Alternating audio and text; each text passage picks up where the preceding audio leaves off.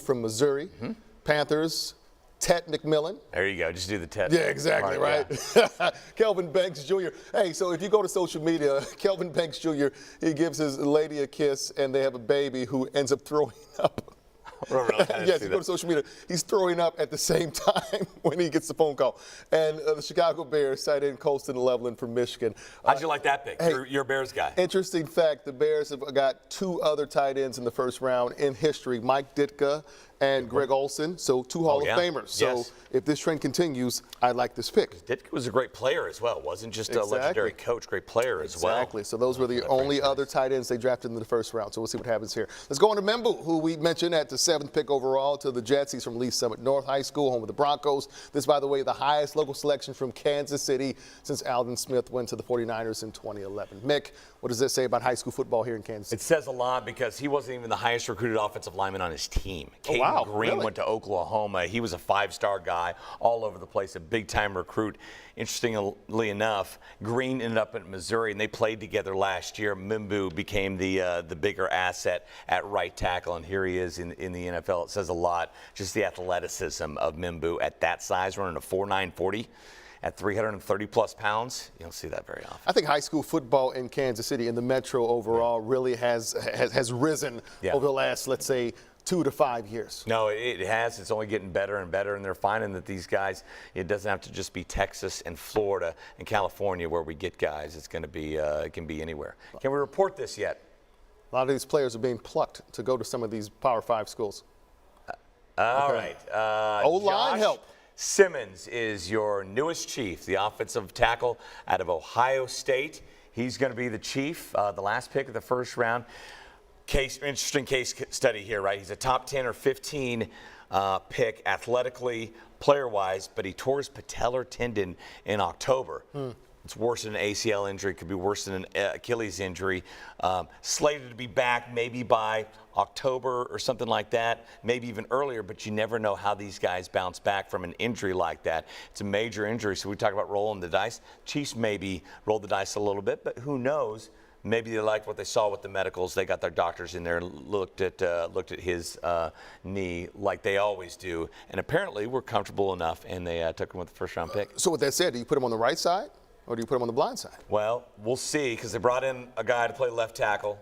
And with that injury, I'm going to guess they're not going to rush things, in that 2025 might not necessarily be in the cards, or at least all of it, for a guy like Simmons who's had that type of injury. And so they addressed the tackle situation with Jalen Moore. They brought him in from the 49ers. He's kind of slated right now to be that left tackle, but you never know. When you draft a tackle in the first round, a lot of times they end up on the left side. But look at Membou. He's a right tackle, and he was a top 10 pick. So just build some depth, because we saw what happened, especially in the Super Bowl. And it looks like they saw probably the best player available at that point. They were comfortable with the medicals, and they took him. Sometimes you wonder, when you have your time to draft, do you get best available, or do you get what best fits your team and your team's needs? So our own Matt Foster was actually in Lee Summit when we go back to Membou at that watch party, so let's check in with him. Not long ago, Armand Membou sat in these very chairs, walked these very halls, and proudly called himself a Lee Summit North Bronco. Now, the big offensive tackle gets to call himself a New York Jet. With current Bronco football players watching on, the Jets selected the Missouri Tiger with the 7th pick in the NFL draft, making Membou just the 4th player from Kansas City to ever be taken in the top 10. It's a special moment for Membou, and lays the path for future Broncos who want to make it to the NFL, just like Armand. Armand Membou, I mean, he's the cornerstone. He's the blueprint of what it means to be a Bronco football player. So. Yep. Very cool for them to see what is possible for the future for them if they stick to it like Armand did. And like I said before, Armand is just a great example of a human being and a great person. So great role model for these guys to see on TV and representing our program and our school. Membou also joins elite company at Missouri, becoming just the 8th Tiger all-time to ever be taken in the top 10. Reporting from Lee Summit North High School, Matt Foster, KSHB 41 Sports. Matt, thanks very much. The Chiefs take offensive tackle Josh Simmons, 32nd overall. Oh, that looks like my boy, the tight end, who's the newest Chicago Bear. He's got some good hands. The brother's 6'5", He can move, man. You know, you got him, you got Cole Kmet on the other side. A lot of weapons going to Chicago. I know that the Chiefs are beloved, and they're one of my favorite teams. They really are. My Bears are another favorite team, but they got a lot of weapons. DJ Moore, Rome Odunze, Cole Kmet. Now we got Colston. You're going to have false hope again this year, aren't you? Hey, we have the Bears have three-peated as off-season champions. That hasn't translated to the regular season yet, but in the off-season they are good. Absolutely. And by the way, how many dudes from Michigan and Ohio State are going to be drafted in this draft? It seems like a lot, right? There's a reason they're so good these last couple of years. As the Chiefs, the 32nd pick, take Josh Simmons out of Ohio State. Live look inside the Chiefs practice facility where we are awaiting both Andy Reid and Brett Veach. So they'll come in and talk about the at least a little bit, or as much as they can convey to the media, the ups and downs of the night and what all went on in the war room, and what a spectacle this draft is, right? What it's turned into. It's great TV drama, and you got the cameras all over the place, not only in the green room there, but also at guys' watch parties, also in war rooms all over the place, and it's high drama. It's so much fun to watch every year. It really is, and you know, a lot of gems will happen in the second and third rounds, in the second and third day. So we'll see what happens. Now here's a look at picks 11 through 15, Mick. Here they are. The 49ers took Mykel Williams out of Georgia. He's one of those edge rusher guys. It's no D-end or outside linebacker anymore, right? We call it edge. That's what we do. Tyler Booker. One of the best moments of the night, I thought, the Alabama offensive lineman and his reaction with his family and talking to Roger Goodell and speaking to the media afterward. He was so grateful, and that's the best, right, when you see these guys' dreams come true. The Dolphins took Kenneth Grant, defensive tackle out of Michigan, 2 D tackles from Michigan, going to the first 13 picks. Tight end out of Penn State, Tyler Warren, tremendous talent. Out of Happy Valley. He's going to the Colts. He always seemed like a Colt, right? Well, the 44, you think of Dallas Clark. He's just destined to be a Colt. And then Jalen Walker, another edge. From Georgia. Georgia. They always have the defenders, the pass rushers. Georgia D-lines. Clemson used to have them all the time. Still good, but then Alabama D-line, the Michigan D-line, there's a couple guys from Ohio State who will probably go pretty early on tomorrow on the defensive line. That's where your bread's buttered. And any more high school and college, that's where you're seeing them put the very best athletes is on the defensive line, at edge, and a lot of times even at defensive tackle. So it seems like there's still a lot of talent right now in the second and third round, especially on the defensive side. If you look at a lot of NIL money, especially in the transfer portal, a lot of it came in the D-line. So a lot of talent that still could be left on the board in the second and third round. As we take a look at picks 16 through 20, Brett Veach talked about it. He said, look, it's not a great first-round grade draft, but there's more depth there in kind of those second and third round areas. 16 through 20, Walter Nolan. A lot of people had him going to the Chiefs in their mock drafts and said he goes to the Cardinals at number 16 out of Ole Miss. Shamar Stewart, edge out of Texas A&M. They got 2 guys on their defensive line. Another guy, Nick Scorton, is a guy that'll go early tomorrow. He's going to the Bengals. Gray Zabel, North Dakota State, FCS offensive line, going to the Seahawks. He's a guy that could have played pretty much anywhere, stayed home, went to North Dakota State, and guess what? Still made it to the NFL as a first-round pick. Emeka Egbuka, another Ohio Stater there, the all-time leader in receptions at Ohio State. Jahdae Barron out of Texas, another school that produces first-rounders here over and over again. He's going to the Broncos, so I'm going to stay in division. Do you think it's a surprise or not that Nolan was the first Ole Miss player drafted? A lot of people thought Jackson Dart, even though it was a weak QB draft, would go a little higher. I would have bet on Nolan just because of the position, right? I mean, you see the defensive line go early every single draft. It's kind of hit or miss for quarterbacks, right? Sometimes it'll be like last year where they go out and get them. Other times it could be like this year where we had, what, 2? Two taken in the first round. There's many running backs taken in the first round as there were quarterbacks. And by the way, one of those running backs, 2 of those running backs are headed to the AFC West. You saw Ashton Jeanty earlier. He's going to the Las Vegas Raiders. And the Chargers picked up one as well, Marion Hampton. But we thought the Broncos would take a running back or tight end in that pick, but did it surprise you they didn't? No, yes. Actually, at that point, you never know. I mean, it's a choose-your-own-adventure, right? We talk about our producer, Nick Jacobs. One little move at the top of the draft can really affect and send the whole draft just on a tangent, almost another timeline, really. And I don't think we saw it too much tonight. A lot of predictable picks happened. But, yeah, Hampton going out of North Carolina. to the Chargers. Matthew Golden, another Texas receiver. He's fast. I mean, almost He as fast is. He as is. Xavier Worthy. Harmon. I was actually hoping he would stay. Yeah, a lot of people mocked him to Kansas City. Exactly. Guess what? Another Ohio State guy. Are you kidding me? Hey, let's hear it from Andy Reid, who's live at the podium, Chiefs practice facility. I got a pick in the draft, the last pick actually, and we were able to draft Josh Simmons from Ohio State. He's a left tackle. He played left tackle there and at San Diego State before transferring there. So Josh, we felt was a phenomenal athlete. Would have been a higher pick, obviously, if he hadn't been hurt.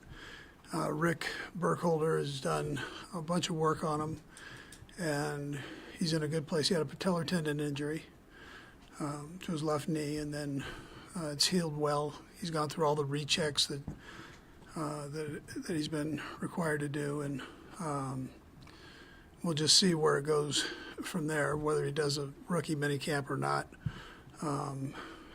We'll just see once he gets here what he can do there. But he's done well. Those are normally 6 month or so injuries, and he's right about that time out, so from being injured.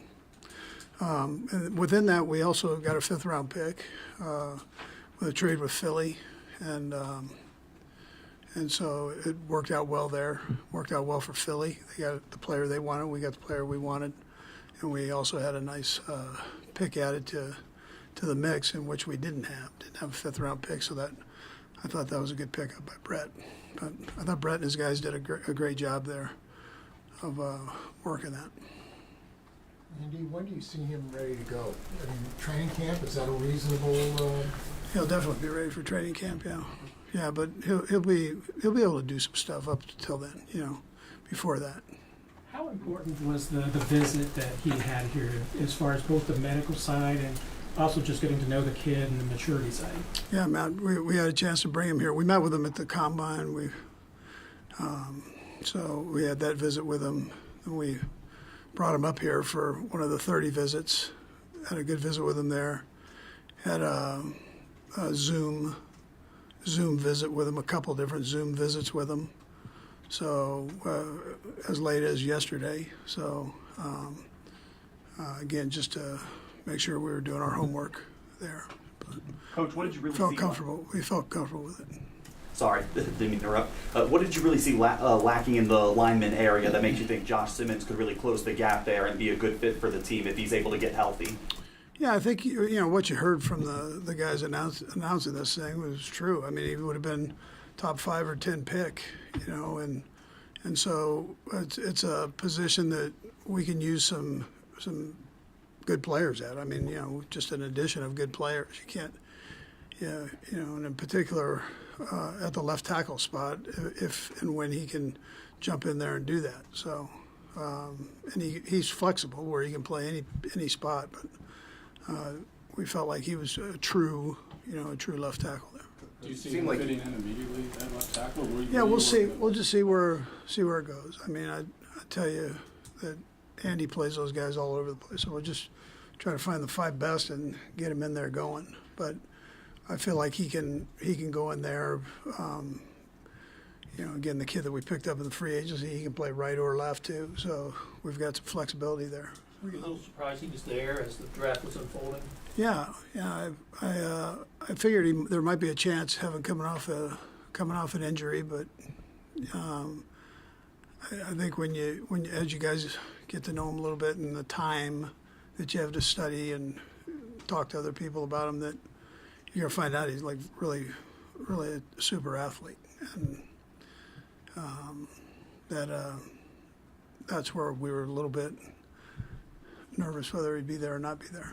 Yeah. What is it about his style and traits that fit what you like to do and with the offensive line? Yeah, well, I think he's good in the run and the pass game. But obviously you're looking for guys that can anchor down in the pass game. And that becomes important, especially on the left side with a right-handed quarterback. And we have such good players that we go against that play that defensive end spot that I think it's important that you get you find a guy that can do that. Speaking, it seems like you guys have 3 good tackles now. Fair to say that they'll just sort it out based upon training camp. Yeah, I think that's a positive thing. Coach, you're going to see probably lots of this happening as you move forward with guys playing in different schools, different levels, and things like this. What did you see from this kid as he moved up from a lower level of football to Big Ten as he progressed? Yeah, a bigger school, more pressure, gets better competition, and there are a couple of things there when you look at that. The fact that he actually made that transfer, and that's a tough decision somewhere he had to make. Like, there's got to be a little trust in your ability. You go from San Diego State to Ohio State, and then he gets there and he starts for 2 years. So that tells you that he's got ability, and skill, and he was able to show that there. Ian, you said it sounded like you met with him a lot. What did you learn about him as a person just throughout this process? Yeah, he's a good kid, and I think the thing you saw when he moved from San Diego State to Ohio State was just that's a little bit more of a pro style at Ohio State and the verbiage and all that. And you saw where he got better with all of that as time went on. And so we were able to get in and kind of introduce him to our offense and see if he could handle that going forward. And it was very similar to some of the things that Ohio State were doing. And so it looked like it would fit pretty good there. But I think that's a big jump, though. I think when you make that move. Just to the extent you're willing to share, and obviously you guys do medical evaluations on all players. What extra work do you have to do for a player? What are you guys able to do with Josh to ensure that Yeah, so the league does the rechecks. So, you're getting the check at the combine, then they do a recheck. And then you bring him in here and you can look at him. So, we've got a pretty good idea of where he's at. I mean, does he have to go out and do it? Yeah, he's got to go out and do it, but it's not one of those where you're looking at it going, he's it's a problem, either a bad surgery or he just hasn't been working it. I mean, all of that's, he's been doing all the above. The doctor did a nice job with it up to this point, so it looks like he's in pretty good shape that way. We'll go across the room to close it out. Go ahead. Me? Yep. Oh, thank you. So, Coach, with that trade, you got a 5th-round pick, if I'm not mistaken. I know it's a couple days away. What are you going to think about, or what's going to go into the process of figuring out what to do to make the best of that extra draft pick you have now? Yeah, we'll try to make it a good one. That's where you go with it. We didn't have a 5th-round pick, so just the fact that you give Brett Veach an extra pick, that can be a positive thing. He normally does very well in those rounds there, those mid rounds, late rounds. He's had a lot of success, so you give him another shot at it, and to bring in a good player. Did he get another golf clap for the trade down? Yeah, that was good. What was that like the last few years, trying to find that solution at left tackle, particularly last year when you had to go through so many guys? What was that like for you? Yeah, it's one that we thought we would spend a 1st-round pick on. And that it would be worth it, and then also look at it in free agency. So we've got a couple answers there where we don't have to take a guard and move them out to that spot, or hopefully, right? Hopefully, keep these guys healthy and rolling and learning. So. Coach, with the patella tendon injuries, it can kind of sometimes go both ways. We've seen players that they're never the same after it. I think Brandon Graham had one with you in Philadelphia, and obviously went on to a great career. What's the comfort level that this kid is going to be completely okay for that? Yeah, so when you talk ACLs, you talk the patellar tendon surgery. ACLs normally take about 9 months. Patellar tendons normally take about 6 months. Same risk, though, that you're looking at there. And we've had success with patellar tendons. Going back as far as Carell Buckholder and his injury. So I was able to come back and play as a running back. So Rick's got a pretty good feel on that. Our docs have a good feel on it. And, we thought it looked like it was a good surgery. Now, he's got to get out and play football, too. So we'll see from there. But where we're sitting, the experts would tell you that it looks good. Last one, Darren. Coach, it seemed like Patrick kind of, I guess, via Twitter approved of what was your conversation with him prior to this pick? And do you feel like coming out of the Super Bowl, you've addressed your biggest need coming out of that game? Yeah, so Patrick doesn't miss anything. He loves the draft. He puts his own draft board together, I think, and spends time at it. I mean, he enjoys doing that. So he knew about this kid. And obviously, I mean, as many good linemen as you can bring in, he'll be happy with that. You know, that's how he is. But he doesn't miss a beat with all that. And then coming out of the Super Bowl, you address your well, no. I mean, listen, we've got a full draft ahead of us, and what you're trying to do is build strength within your players, your team. And so if somebody does get banged up, you've got that another player, but also you create competition, and competition makes us all better, you know, and that's the thing Adam's going to miss the most when he retires. Thanks, Coach. Thank you, Coach. All right, good. That's right. All right, Big Red, head coach Andy Reid. Time now to take our first break of the night, and we hope to hear from Brett Veach soon. Yep. You know the feeling when someone takes the time to listen. Like someone cares. At KSHB 41, we are here, listening to what you have to say. Sharing your story. Getting answers. It matters to us. You have a voice. We're here to listen. A voice for everyone. KSHB 41. It's all things Chiefs. Right here. 41 is the mic, a Chiefs podcast on your home of the Chiefs. Listen now wherever you get your podcasts. Also available to watch on KSHB 41's YouTube page. Gift of Soul is back. Thousands of shoes donated, countless stories of confidence. Donate online and help KSHB 41 buy new shoes for local teens. Gift of Soul, only on KSHB 41. Sponsored by your Kansas City Lexus dealers. You know the feeling when someone takes the time to listen. Like someone cares. At KSHB 41, we are here, listening to what you have to say. Sharing your story. Getting answers. It matters to us. You have a voice. We're here to listen. A voice for everyone. KSHB 41. It's all things Chiefs. Right here. 41 is the mic, a Chiefs podcast on your home of the Chiefs. Listen now wherever you get your podcasts. Also available to watch on KSHB 41's YouTube page. Gift of Soul is back. Thousands of shoes donated, countless stories of confidence. Donate online and help KSHB 41 buy new shoes for local teens. Gift of Soul, only on KSHB 41. Sponsored by your Kansas City Lexus dealers. All right, we are back with our On the Clock special. Josh Simmons, the newest member of the Kingdom, the old lineman out of Ohio State. Is it safe to say that if he wasn't hurt, you think he'd be a top 10 pick?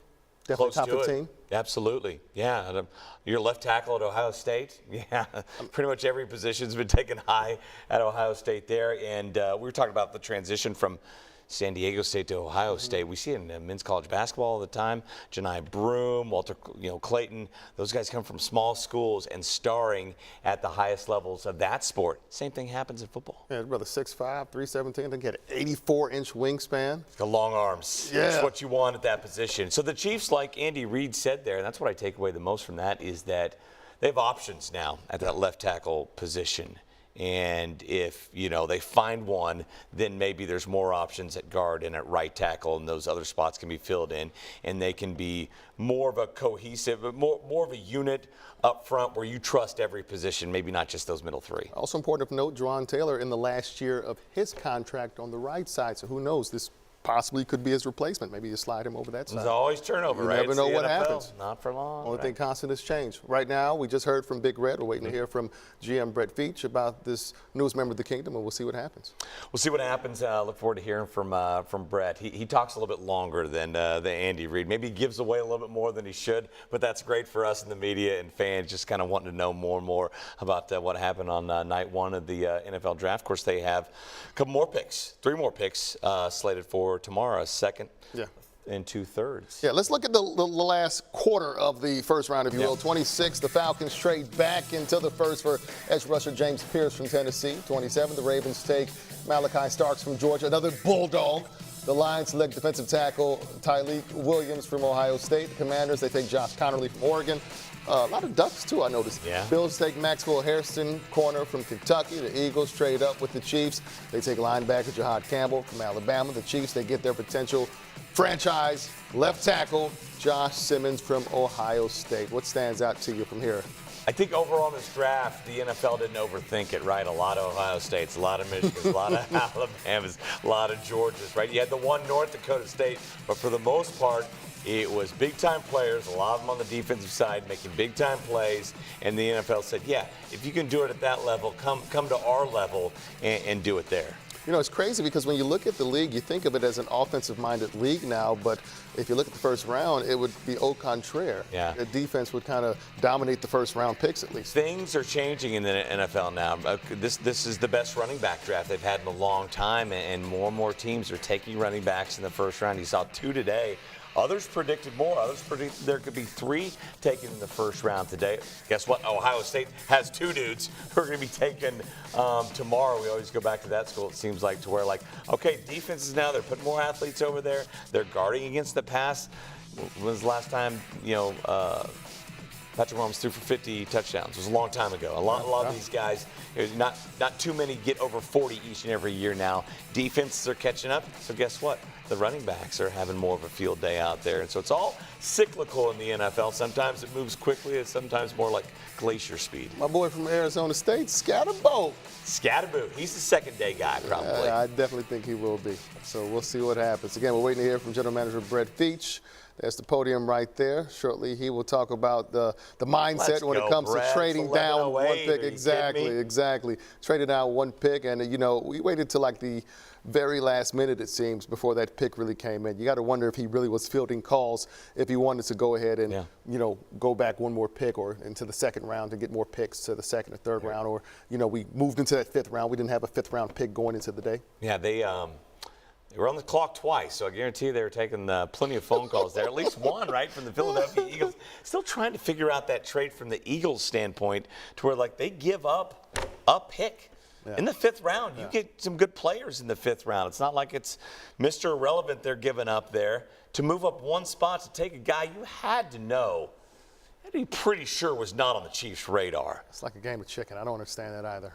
But hey. Or maybe they threw out some smoke screens and they were worried about Kansas City making that pick. But that's great. 1 more pick, so the Chiefs now have 9 in this draft. Exactly. So you think the Chiefs have anything to worry about or anything that kind of to look in their rear view now as the AFC West kind of starts to take shape? So we saw 2 running backs go to the AFC West, and it's still going to be you're going to see a lot of picks that it's going to be a division trying to stop Patrick Mahomes. That's what it's been for the last 8 years. That's what it's going to continue to be. I know he only threw 26 touchdown passes this year. Interceptions were up. But guess what? He won 17 games still, right? And they're still winning games largely because of number 15. He got back to a Super Bowl, and the whole disappointment of not winning 3 Super Bowls in a row. He signed every franchise up in every sport for that kind of disappointment, right? So it is still a division, still a league that is figuring out a way to stop the Chiefs' offense. And it might be an aging Chiefs offense. We've seen not just Travis Kelce, but on the line and some other positions as well. But it's an offense that gets Rashee Rice back, hopefully, for the most part. Next year, you have Xavier Worthy coming back in a second year. And I think this is the draft where the Chiefs maybe take a receiver with one of those higher picks, maybe in that second or third round. Speaking of, I have a few text threads right now. A few of my friends, they are thrilled with this pick, but they also were like, if we don't get this pick, they were really high on a receiver, Mizzou receiver, Luther Burden. Luther Burden, I mean, look, this time last year, Burden was projected to come out after his 3rd year and be a top 10 pick. Kind of slid a little bit for various reasons. A lot of times those reasons are warranted. A lot of times they're not. And guys get there and you're like, how did everybody pass on this guy? Are you kidding me? And Burden can absolutely be that guy. And I think a lot of us around here who have seen him play for 3 years and know the talent there, they're like, there's you can't go wrong, I think, at this point, second round on, and taking a Luther Burden, because he could end up being the best receiver in this draft. Look, I saw McMillan a lot this year, especially with Arizona in the Big 12. Luther Burden's a better receiver than Ted McMillan. And I know that's nothing against the kid from Arizona, who kind of checks all the boxes. But as far as ceiling goes, Luther's is higher. I think the Ted had that size, though. Size and a ton of touchdowns, right? A ton of production this year. A lot of times for a lot of teams, that is what they're looking for. And they said, like I said, they don't overthink it. They look and say, look, this guy did at this level. He was beating all these guys. A lot of these guys are going to be in the league. Let's bring him in and hope that he can do that here a couple of years down the road at the NFL level. And I know we're scripted to talk about a few of the locals that hope to hear their name called this weekend, but let's go on the other side of the state line. I'm not sure who we have next, but Devin Neal. Yeah. A couple seasons ago, he was on the Doak Walker list, I remember, and he kind of had a lackluster year, but do you think his name will be called tomorrow or even on Sunday? Tomorrow, Saturday. Definitely. I think he's kind of maybe on that border. And Nick, you can get in my ear kind of if you know more in that area. But not just Devin Neal, a guy we've seen, my son played against, right, growing up in baseball and football. From Lawrence, we covered him in high school, but he stayed at KU for 4 years. He was only in college for 4 years at one school. How often do you see that? That's unheard of these days, right, brother? Especially at a skill position, right? And he shared carries with Highshaw at KU, which, like, on one side, you're like, okay, he could have been more productive, but on the other, that's not a lot of wear and tear on those tires there. And so if you're a running back, all those carries matter, and they can really add up. So for him, I think he's going to be a good pick for anybody in the NFL. Let's get back out to the facility. Brett Veach finally at the podium.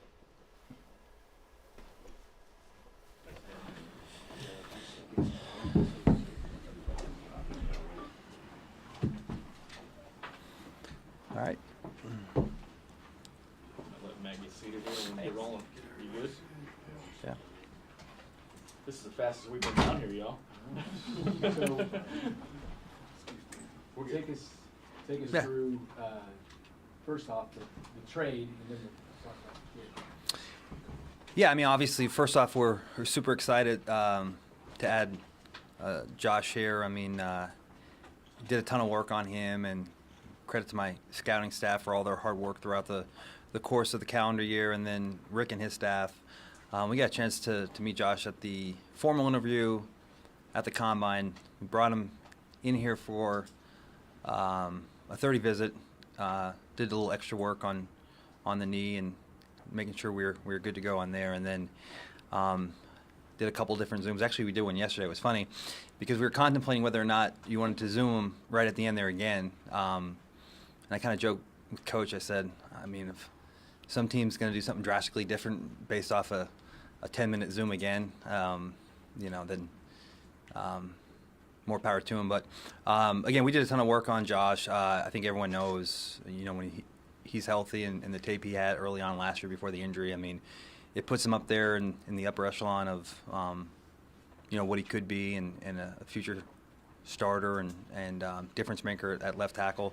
But again, feel good about where we were with the process with him and all the work that we put in, and from the X's and O's with our coaches to the knee aspect. So extremely fortunate to get him. And at the end of the draft there,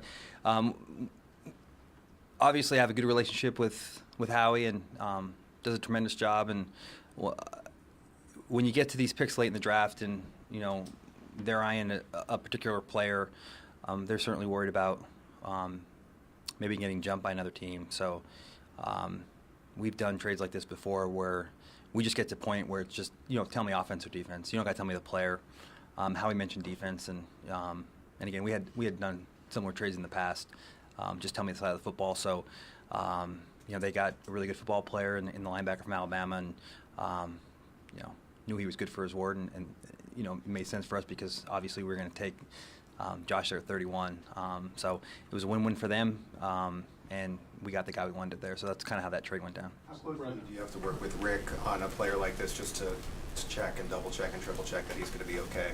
Yeah, I mean, that's availability is a great asset. I mean, you got to be on the field to get all that talent out of you. So a ton. I mean, we we have 3-4 multiple meetings throughout the course. I mean, you know, the guys, we'll get some early indications of what our scouts are saying from the training staff there, but you know, it's not until they get to the combine that you get, you know, the concrete medical information they need. Early on, when we got back from the combine, I mean, everyone knew of the patella tendon injury, and those injuries are obviously serious, and they're 6-7 month recovery. And I do remember early on Rick saying, you know, this knee looks really good. You got a really good surgery, and really like the way it looks. And I said, would it help if we brought him in a few weeks later just to get an update on that? And he said, absolutely, we did that. And he said, yeah, it looks great. And I think you guys may have saw some of the tape out there. He did do some stuff at the pro day. It was more stretching and some sets. But Rick said really for that injury, for a guy to be already at that stage, he was well ahead of where he should be. Now, it doesn't mean he's going to be out there and full tilt for OTAs. You know, I think we'll be smart with it. But I think that when we spoke this morning, there was really strong belief on Rick's side that for training camp, he should be really good to go. So that'll be big for us and big for him. Right, I know that you guys do so much work in these last couple of months, but you scouted this kid quite a while ago when he was healthy. I mean, was there a spot that you envisioned him going as a healthy player? I mean, would you envision him being a top 10 grade for you guys? Yeah, for sure. I mean, you know, when you start the process, training camp, we're peaking at college players and our guys get on the road, and there was a huge development in his play. But I think, yeah, typically, once you get to week 3-4 of the college season, you're already starting, and when you throw that tape on, in your mind, I mean, there's a long way to go, but you're thinking, well, hopefully we're not in a position to take him because he'll probably go pretty high. But, I mean, things happen, and different players rise up, and injuries are part of the game here, and it's one of those double-edged swords where, I mean, there's still a rehabilitation process and belief in our training staff, but on the other end, had it not been for that injury, I mean, he's probably not there, right? So it's probably a blessing in a weird way that injury happened for us to be in this position and getting a lot of work ahead on the football side and on the rehab side. But got a great coaching staff, great locker room, great training staff, so we feel good about what we can get out of him. You know, with any injury, there's at least some risk. How much do you feel like when you said at the onset of the offseason, you tell your guys, hey, pretend there is no draft and they try. How much do you feel like having that philosophy sort of allows you the freedom to pick a guy, even if there is an injury history, whatever it might be, just having those needs in the offseason already? Yeah, I try to keep it simple when it comes to the injury stuff, and you know, I defer to Rick, and you know, I could give my opinion on what I think medically or some of the injury history stuff, and we've seen it over the course of years. There's guys that have always seemed to have been nicked up in college and end up playing and always being available, and then there's guys that have been healthy their whole career and then they come here and all of a sudden. So again, my whole thing was, you know, where Rick was, and again, it was a serious injury, but you know, from the surgery to the rehab to where he was now and to how he was progressing. I mean, Rick said this is best case scenario for this injury, for where he is, and you know, we're really positive and trusting our training staff. So I just ultimately always defer to him. When you picked, at the time you picked, where was he on your board relative to everybody else? And was it a sizable gap there? Yeah, I mean, there was like, I mean, it was one of those things where, I mean, it was obviously a need, and we, you know, these guys are hard to get, and we talk about it all the time.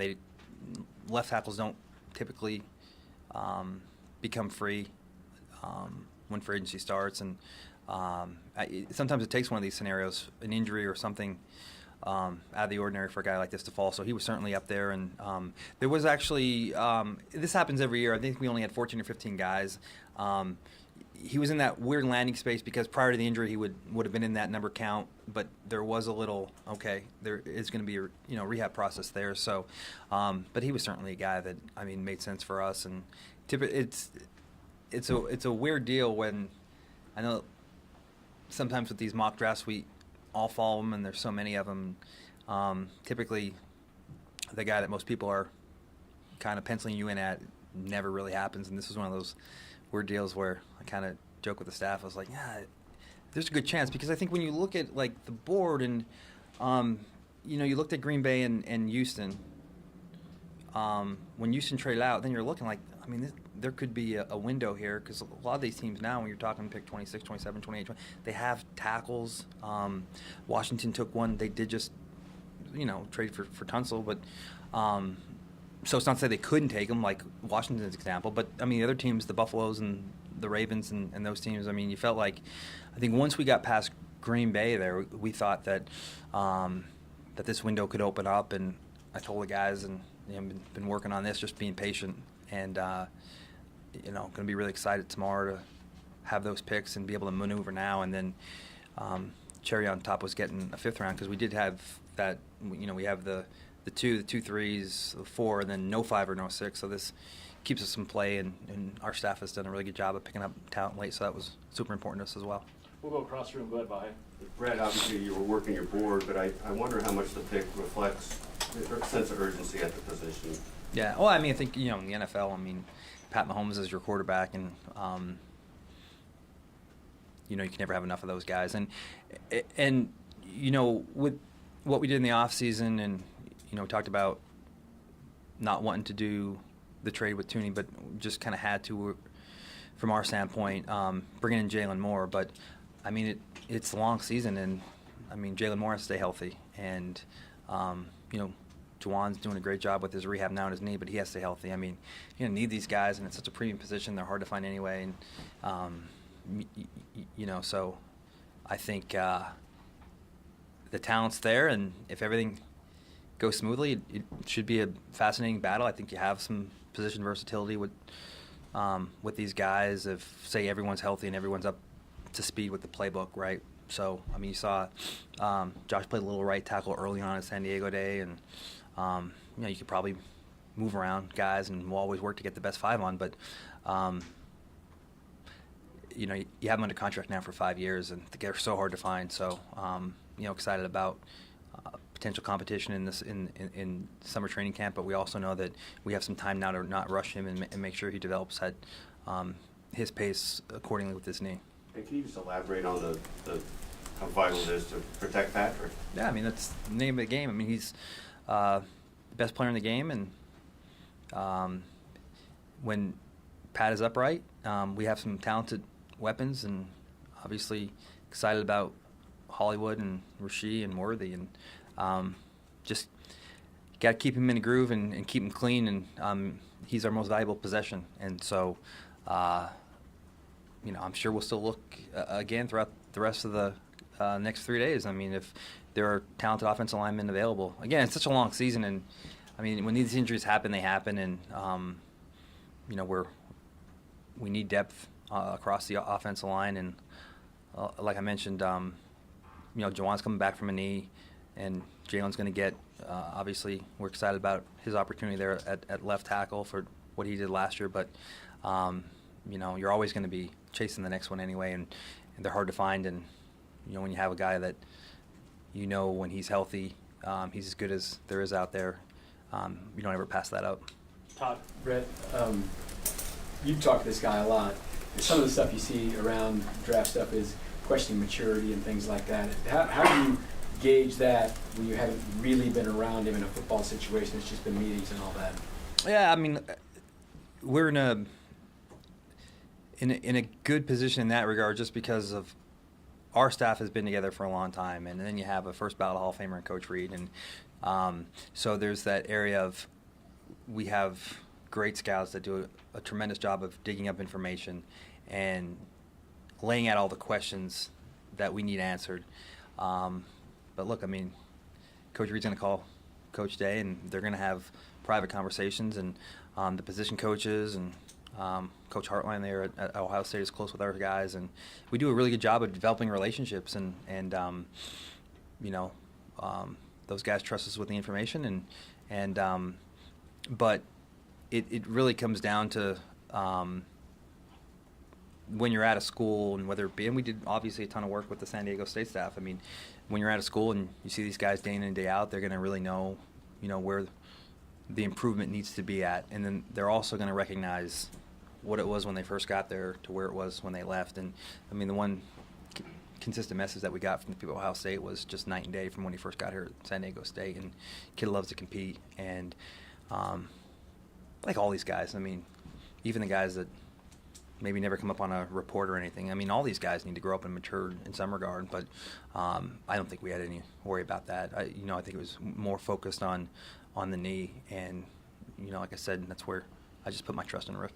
Pete? Based upon the 32 prospects that went off the board, I guess just wondering how you and your team are viewing the outlook for day 2 and day 3. No, we're excited. Yeah, I mean, we're excited, and I always feel like Friday and Saturday are the 2 most exciting days. I think when you get to Thursday, everybody has the same 35, 40 names. It's just the needs and how the draft falls, and one pick could alter the course of other teams' picks, and you could be staring out there at your pick and have no one that you really wanted, or you could have multiple guys that you wanted, but it's always the same. But once you get past, and I think I've said this before, once you get past pick like 40, 45, 50, I mean, there's guys that you have in the 5th round that go there, and I'm sure that there's guys that we take that teams have lower, but that's just the way it works. But it's almost like these teams have the same 35 names on the board, and all these teams late, we're looking at the Simmonses and the Kentucky corner, and the guy the Eagles drafted, the linebacker from Bama. I mean, these are all the kind of the hot pocket names, and had a couple of guys call our scouting staff say that, obviously they would have taken Simmons first, second pick tomorrow, day 2. So, but everybody has the same name. So, I enjoy tomorrow because in that way I think there's a little bit more creative navigation and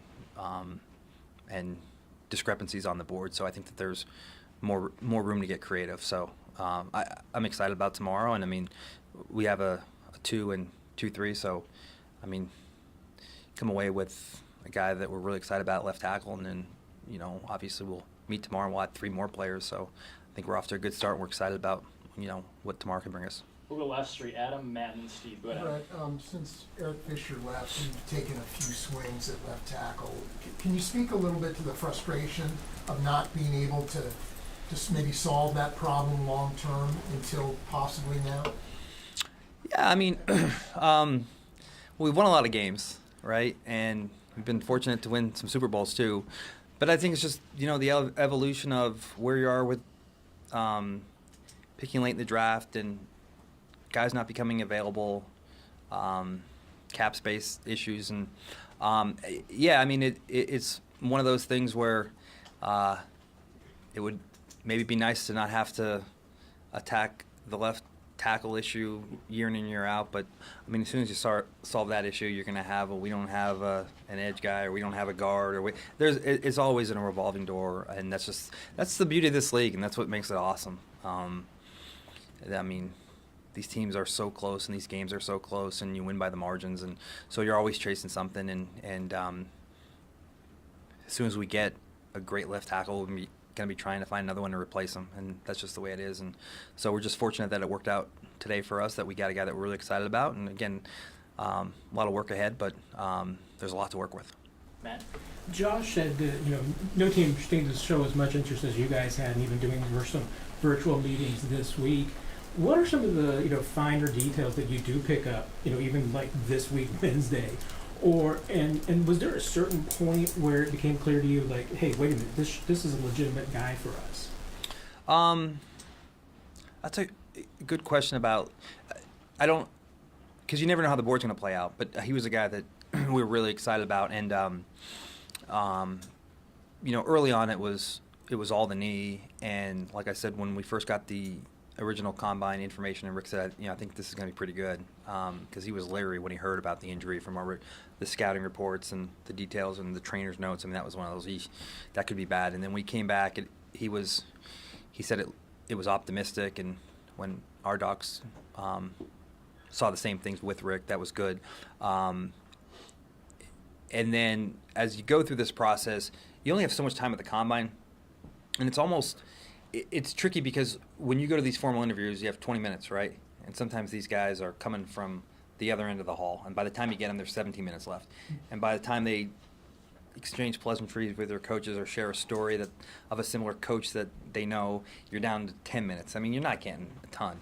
And so then you do the Zoom, and the Zoom's a little bit longer, but he's not there. So then you bring him in. But I think the one thing that was really encouraging for us was, again, there wasn't a lot of time to do a lot of football at the combine process. When we brought him or when we have the Zoom, we were able to just put some install stuff in, talk football, gauge how he could retain, and then we kind of waited a few weeks, and what we talked about was, now this guy's been on a lot of visits and he's been on a lot of Zooms. So between the personal visits, the in-house visits, and the Zooms, he's met with every team, and he's got 32 installs. So it would be cool to let's Zoom him again late, and let's see what he remembered from our install and how much he retained. And that's kind of why we did that yesterday. Just we thought it'd be a pretty cool experiment, and he did a good job. And a lot of the stuff that we did from our 30 visit to the Zoom just a day or two ago, there was a lot of retention there, and so that was another really good sign. I mean, again, when you're getting 32 installs, it's a lot to remember. So, but those you just keep, it's just part of the puzzle, and you just keep adding information, and and we really like the person too. When he came in here, he good interaction, good experience with the people he worked with or he met with on our staff. Obviously, they're always going to be buttoned up for the coaches, but sometimes you always want to see how they treat the support staff here, and that was another good sign there. So everything just kept trending in a positive direction, and then it worked out for us on draft day where he was still there. Last one, Darren. Brad, a couple questions. One, I know you're used to being at the end, but were you all contacted about possibly trading out for another team to come in for your for your pick? And then I have another question after that. We had a couple teams that threw out scenarios, I think at 27 or 28, and then a couple teams call back at 29, say that their guy had been picked. I'm presuming one of them might have been the Kentucky corner, and someone else. And then when we were on the clock, I was on the phone with the Eagles for a majority of that, and I think my guys knew I was locked in. So if there was something that happened, it was something so small that it wasn't worth kind of, getting off task. For you, coming into the draft and as you approach this last year, what constitutes a successful draft for you? And then as you talked about, Patrick and trying to find the right left tackle or the right tackle for that position. The last couple of years you've gotten Wanye, you've gotten Kingsley. Mm-hmm. Doesn't seem to have worked out in that area. You're hoping obviously with the free agent that you signed from San Francisco along with this draft pick. What's gonna constitute that being a successful draft for you and making sure that you've got the right player for that position for Patrick? Yeah, well, I mean, the first part of the question is, there'll be some boxes we want to check, and that's obviously draft as many players and retain assets, and but from the standpoint of make sure that we always leave a draft O-line, D-line, depth level there, and then just trying to pencil in the value and the need together, right? But you'll never be able to stamp anything on a draft until you see the guys play and how they produce and perform on the field. So all of this is always a wait and see, no matter who you pick, until they're actually on the field competing and how productive they are. But just in general, again, I think it's good protocol and practice to always leave a draft with offensive lineman and defensive lineman, and then just kind of work at O-line, D-line, corners, receivers, and so from the standpoint of addressing primary, these games you have to have a quarterback to win. Then you got to protect them and get after them. So one of those boxes are checked, and I'm sure we'll try to add some defensive linemen tomorrow. I mentioned earlier there's some depth in the defensive end class, and I think there's some corners that we like. So we'll certainly try to check off the boxes of need that meets the talent, and then from there it's we'll judge the success in a few years from now and see how good these guys are. Thanks, Veach. Yep. Thank you guys. I told you he talks longer than Andy Reid. I see. Thank you for joining us. See you tomorrow.